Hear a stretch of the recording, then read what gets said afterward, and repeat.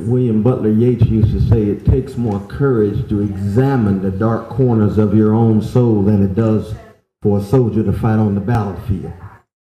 And what he means by that, I think, is that he knows that every tradition constructed by human beings is subject to ossified arrogance, blinding pomposity, and outright bigotry. That's true not just for Judaism, not just for Christianity, not just for Islam, not just for Buddhism. It's true for secular traditions as well. And part of the fundamentalist, dogmatic, religious responses in the last 30 years is in part to the arrogance of certain forms of secularity that have gone hand in hand with the imperialism that the great Frantz Fanon talked about.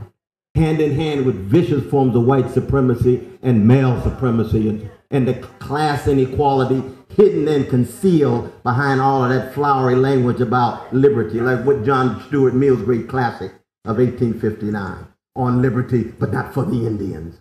What do you mean, John Stuart?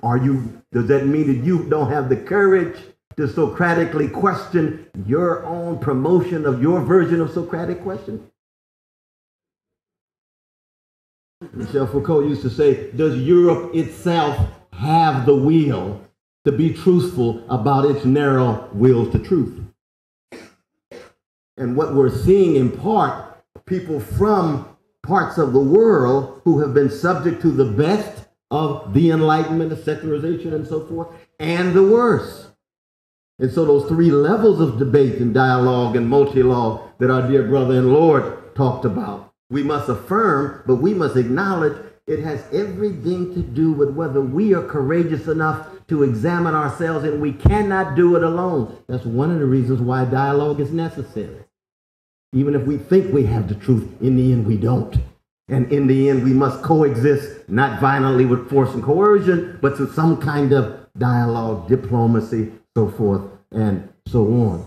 The reason why I invoked Malcolm X and Martin Luther King was precisely because they're persons who were acknowledging that they could be wrong even as they remain rooted in their traditions. I mean, it's wonderful dialectical interplay between roots, R-O-O-T-S, which is where we begin, and the roots, R-O-U-T-E-S, where we go from our roots.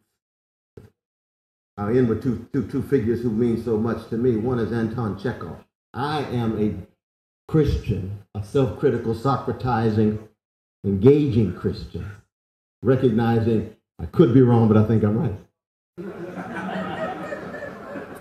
But my hero, in part, is Anton Chekhov, who is agnostic, grandson of a slave, Russian, Ukrainian, but does what? He exemplifies a highest level of courage to examine himself while preserving the love and justice, profound commitment to love and justice that I see in the Hebrew scripture, that I see in the life of a Jew named Jesus, and that I see in the best of the life of Muhammad.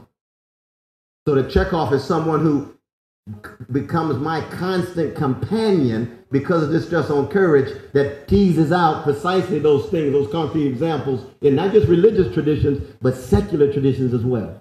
The last figure is John Coltrane in A Love Supreme, who, like Chekhov, has a level and quality of courage where the spirituality of genuine questioning and doubting becomes inseparable from the spirituality of genuine compassion and empathy for others, but it cuts through traditions. He's neither Christian, he's neither Judaism, he's neither Islam. He walks around with the Kabbalah in his pocket and the Bible on the other. He plays a European instrument, but he expresses a deep and profound African New World and human spirituality.